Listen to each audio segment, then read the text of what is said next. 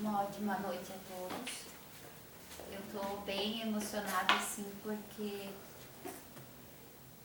essa tarde tenho a hora da sesta, né? Por acaso eu sonhei que eram meus familiares e os familiares do meu esposo, todos dentro de uma casa só, e eu não lembrava de ninguém, mas eu sabia que eram nossos familiares. E eu senti isso agora aqui, né? Que aqui estão reunidos os nossos espíritos amigos e familiares, aqueles dos quais nós não nos lembramos, mas que eles não nos esquecem, não nos abandonam, nos amparam, nos sustentam, nos apoiam, estão ao nosso lado, sem que nós sequer se demos conta disso, né? Mas eles estão aí. O título da palestra, já faz um tempo que eu tenho um desejo de comentar sobre isso, é o movimento em direção ao centro da vontade de Deus. Fazendo uma pequena leitura, porque se for fazer detalhadamente, nós teríamos que fazer um seminário, de um livro tão pequeno que é o livro de Ruth. Ruth, que é uma mulher que era moabita, não era uma mulher israelita, não era da tribo de Judá, mas por conta desta mulher, da atitude desta mulher, do movimento dela em ir em direção ao centro da vontade de Deus, houve então ali uma decisão em relação a Belém de Judá. São fatos que acontecem, pessoas que são trazidas e colocadas no meio de toda uma história, de todo um plano, para que o mais importante possa acontecer, que é a vontade de Deus. E por causa da decisão desta mulher em seguir um povo que não era o seu, em seguir um Deus que não era o seu, em abandonar os seus costumes, a sua terra, por causa da decisão dela, foi então decisivo para que acontecesse no tempo certo a encarnação do Cristo na Terra. Estar no centro da vontade de Deus, por muitas vezes, não é estar no centro da nossa vontade. Corrigindo, por muitas vezes não, na maioria das vezes não é. Isso me fez lembrar que há alguns anos atrás eu li um livro e ele falava sobre ouvir a voz de Deus. E conta a história de um casal de missionários que durante a Segunda Guerra Mundial eles moravam numa ilha e viviam de fazendas, viviam de plantações, viviam das colheitas. E aquele pessoal da ilha foi sendo evacuado, saindo da ilha por conta de eles serem dominados, eles iriam ser presos. Então eles conseguiam o visto para sair da ilha, para ir para outro país onde eles pudessem se refugiar da guerra. E o nome desse casal de missionários, que também tinha uma fazenda, estava na lista. E quando chegou a vez deles viajar, eles disseram: não, nós não vamos. E eles disseram: mas por que vocês não vão? Como vocês vão ficar aqui? E eles disseram: se nós formos, quem é que vai ficar para orar?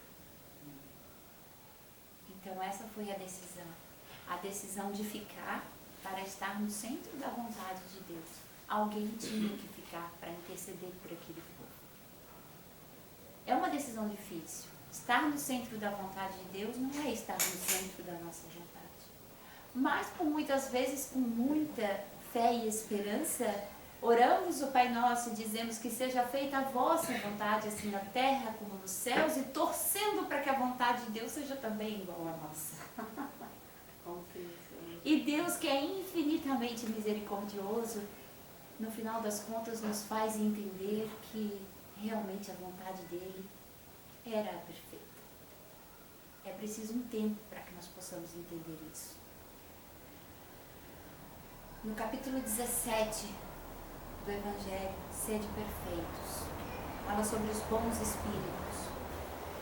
Ele fala assim: são afinal os espíritas imperfeitos, alguns dos quais estacionam no caminho ou se distanciam dos seus irmãos de crença, porque recuam ante a obrigação de se reformarem ou porque preferem a companhia dos que participam das suas fraquezas ou das suas prevenções. Toda a criação divina é gerada por movimentos, desde o haja luz até a caminhada dos homens e mulheres que caminharam sobre a terra, preparando a chegada do Cristo ao orbe terreno. E também a movimentação de todos aqueles que no seu discipulado messiânico, todos os discípulos, apóstolos, todos os que levaram adiante a caminhada, nos trouxeram a revelação do Consolador prometido. E que por conta deste movimento, estamos aqui hoje. Portanto, sem movimento, não existe vida. Não existe como chegar ao centro da vontade de Deus sem que haja uma decisão, um movimento. No livro do Antigo Testamento, nós vamos então conhecer a história de Ruth, a história de Noemi, que era a sogra de Ruth. Esta mulher, cujo nome era Doce, agradável, era esposa de um homem chamado Elimeleque, cujo significado significa o rei, Deus é o meu rei. Então este casal jovem, cheio de esperanças, de vida, começa a sofrer em Belém de Judá por causa da opressão dos midianitas. E a apenas 80 quilômetros dali estava Moabe. Uma diferença de 80 quilômetros, não havia fome, não havia necessidade. Mas em Belém de Judá, que era a casa de pão, havia necessidade, havia fome. E nós paramos e nos perguntamos como que um homem cujo significado do nome é Deus, é o meu rei, ele simplesmente decide ceder à pressão, abandonar a casa de pão e peregrinar com a sua família para uma terra que era uma terra amaldiçoada. Moabe era uma terra amaldiçoada, por quê? Porque era a terra do pai que dormiu com as filhas, era a terra do incesto. A partir do momento em que essa terra se tornou amaldiçoada, as práticas e os costumes deles também não eram lá muito saudáveis. Também não tinham lá um nível moral elevado. As suas práticas e costumes desse povo também condiziam com o nome da terra. E ele parte com a sua família. Porém, quando nós recebemos uma missão, nós decidimos lá no plano espiritual que vamos fazer o plano reencarnatório. Nós decidimos ir, porque temos sede, temos fome de cumprir com a nossa expiação, com o nosso resgate, com aquilo que temos que tem que ser cumprido. Há um desejo em nós, há uma fome em nós, de que nós precisamos voltar, precisamos estar aqui, precisamos resgatar. E nós fazemos um plano, e nós recebemos um mapa. E quando chegamos aqui, nós nos esquecemos que o mapa não diz a profundidade do rio, não diz a temperatura, não diz qual o tamanho das pedras que tem no caminho, não diz que tipo de animal selvagem ou não que habita naqueles lugares. Nós nos esquecemos desses detalhes. E é aí que nos perdemos. E vamos nos afastando da nossa missão. Vamos nos afastando do nosso objetivo. Vamos nos afastando do centro da vontade de Deus. E daí, em vez de matarmos a nossa fome e a nossa sede, buscando no divino o que nós necessitamos para cumprir essa caminhada, essa jornada, nós começamos a buscar em Moabe. Começamos a buscar no consumismo, começamos a buscar nos vícios, começamos a buscar nas nossas paixões, nos nossos egoísmos, na nossa ambição. Tudo isso representa Moabe. Tudo isso representa esse peregrinar para Moabe. Sair do centro. Por que não resistir ao midianita? Por que não resistir à tentação? Por que não resistir à dificuldade, à falta de dinheiro, à falta de saúde? Por que não resistir? Por que não ficar? Mas nós encontramos esperança em coisas que achamos que vai resolver as coisas, mas que nos afastam do centro da vontade de Deus. E como consequência disso, essa família se mudando para Moabe, porque lá havia pão, porque lá havia sustento, morre o marido de Noemi. Morrendo o marido de Noemi, para completar a desgraça, os 2 filhos, Malom e Quilion, que significa o fraco, o doente, o estéril, significa o nome dos 2, Malom e Quilion, se casam com mulheres moabitas, contrariando as leis do povo naquela época. Então, os 2 também morrem, os 2 também desencarnam. E ela se vê sozinha, com 2 noras, sem marido, sem neto, sem nada. Para uma mulher naquela época, não era tão simples assim, eu não tenho marido, vou trabalhar e me sustentar. Não era tão simples. Então ela decide retornar para Belém de Judá. Quando Noemi toma essa decisão, ela toma a decisão de se levantar e ir. E quando ela decide levantar e ir, as 2 noras querem seguir ela e ela diz, não, minhas filhas, vocês têm que voltar. Esse caminho é meu. É o meu povo, é o meu Deus. Voltem para casa de vocês. Vocês podem se casar ainda. Provavelmente, assim, pelo que contam os historiadores, a idade de Noemi devia ter por volta de uns 45 anos, que naquela época já era considerada uma mulher que não iria mais casar, não poderia se casar novamente. E as jovens deviam ter em média 24 e 25 anos, então havia uma possibilidade muito maior delas recomeçarem a vida. Então Orfa decide ouvir os conselhos e volta para casa. Mas Ruth se apega a ela como mãe. Ruth se apega a ela de tal forma que diz, não, onde tu fores eu irei também, onde tu morreres eu morrerei também, o teu Deus é o meu Deus, o teu povo será o meu povo. Então, quando esta jovem toma a decisão de seguir Noemi, a fé desta jovem, comparada com a fé do patriarca Abraão, é ainda maior do que a do patriarca. Porque o patriarca, ele recebeu recompensas divinas, caso obedecesse à voz do Criador. O patriarca recebeu o próprio Deus para jantar, antes de ser mandado para uma jornada, para uma terra que ele não conhecia. Mas Ruth não.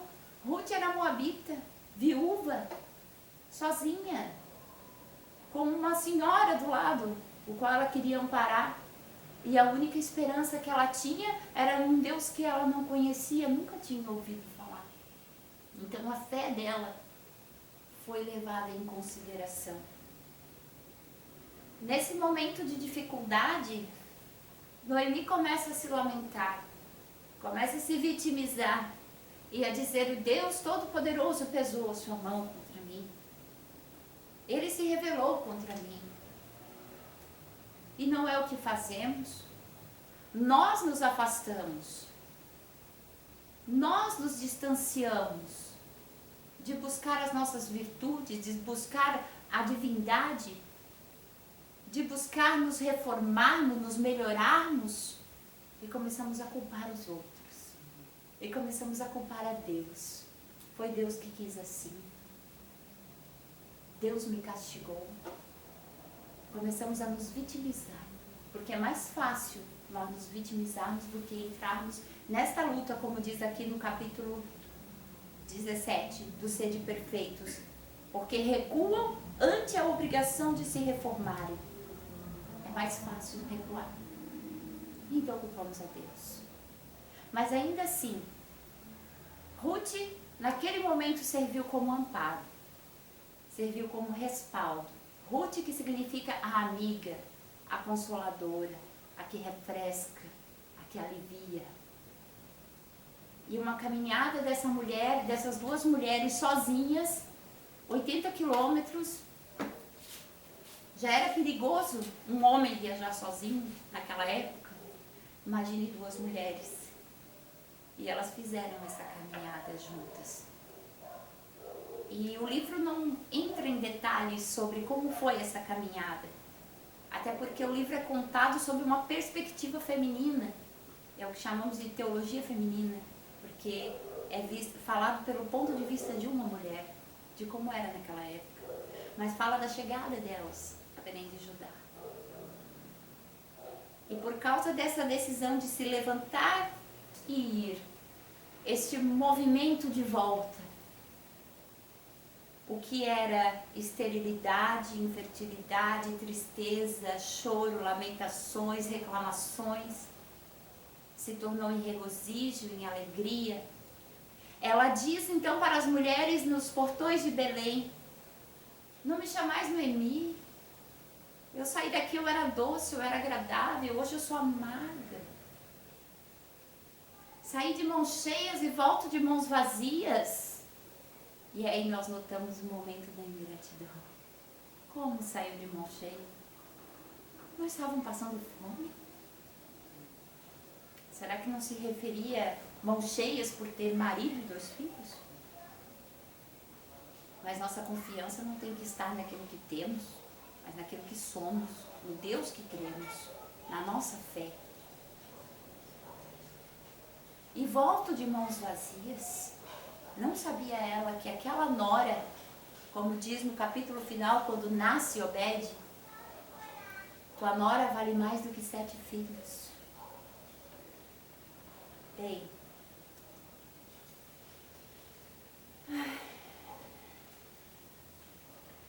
diz assim: são, afinal, os espíritas imperfeitos, nos quais estacionam no caminho. É o que diz no capítulo 17. Acontece que nesse caminho, nesse movimento de caminhada, quando nós estacionamos, nada pode acontecer parado. Nada acontece quando simplesmente nos conformamos. Se Noemi tivesse se assentado numa pedra e tivesse dito: poxa, agora eu tô aqui, não tenho marido, tenho filho, tô com duas noras que não podem mais nem... não posso dar filho para elas se casar, mesmo assim que pudesse. Se ela tivesse sentado e se conformado, nada teria acontecido. E se ela tivesse feito isso, com certeza haveria um outro plano. Haveria um plano B, mas nada foge dos desígnios de Deus. Nada foge da vontade de Deus. Poderíamos esperar aí que ela voltasse, que ela de repente casasse novamente, que ela recebesse amparo, que ela recebesse um resgate, mas não. O resgate veio por parte de uma jovem que não fazia parte do povo hebreu. De uma jovem que simplesmente decidiu ir e crer, que simplesmente decidiu levantar-se e ir, que confiou. Bom, ao regressar a Belém, ela casou-se com Boaz, né? Vou resumir a história porque ela é muito rica em detalhes, é uma história linda, maravilhosa. Quem quiser depois dar uma olhadinha no livro de Ruth, é uma história muito bonita, uma história de resgate, uma história de amor, uma história cheia do poder, da manifestação de Deus nas suas entrelinhas. Ela é simplesmente maravilhosa. Mostra como quando temos um plano e nós decidimos regressar ao centro da vontade de Deus, quando nós decidimos regressar a Belém, quando nós decidimos fazer esse esforço de retornar, de reformar, de ver o que precisa ser curado, de ver o que precisa ser tratado, o que pode ser melhorado, quando fazemos esse esforço de regressar, os milagres começam a acontecer. E não são coisas tão miraculosas assim. É simplesmente a consequência da decisão. Porque diz aqui que a vontade é a vontade que conta. Isso fala no Evangelho segundo o Espiritismo. Diz assim, ó: há 2 tipos de espírita: o que se compraz no seu horizonte limitado, e o outro, que compreende a existência de alguma coisa muito maior. Se esforça para se libertar e sempre o consegue. Quando dispõe do quê? De uma vontade firme. Então, por muitas vezes, não conseguimos por falta de vontade. E isso, quem vos fala diz primeiramente para mim. Quantas vezes eu me pergunto e digo, tá faltando vontade, Bárbara? Tá faltando um pouquinho mais de esforço. Bom, reconhece-se o verdadeiro espírita pela sua transformação moral, pelos esforços que faz para dominar as suas más inclinações. Se fugirmos à missão que nos foi proposta, se nos afastamos do caminho, de nada adianta chorar, lamentar e ficar dizendo foi Deus que quis assim. Bom, nós sabemos que no livro de Ruth há as duas noras, Orfa e Ruth. Significado de Orfa, aquela que desiste, aquela que dá as costas. Esse é o significado de Orfa. Significado de Ruth, a amiga, a persistente, a que continua com fidelidade. Não seriam também uma analogia para os dois tipos de espírito? O que prefere dar as costas, não somente a Deus e aos seus irmãos na fé, para seguir em busca das coisas materiais, se esquecendo do divino, de alimentar o que há de divino em si, dar as costas e desistir, porque não quer fazer o mínimo esforço que seja. Ou será que existe também outro espírita como a Ruth, aquela que insiste, aquela que decide fazer o regresso junto, aquela que decide dar o amparo, trabalhar, estar disposto ao trabalho, não abandonar os seus irmãos, ter o esforço, a vontade, o levantar e ir, para que possa estar no centro da vontade de Deus, da insistência de Ruth, da fé dela. Ao casar-se com Boaz, ela deu à luz Obed. Boaz, esse livro é cheio de significados, é um livro muito interessante. Boaz também significa o amigo, assim como Ruth era amiga. Nasce então Obed, que significa aquele que é servo.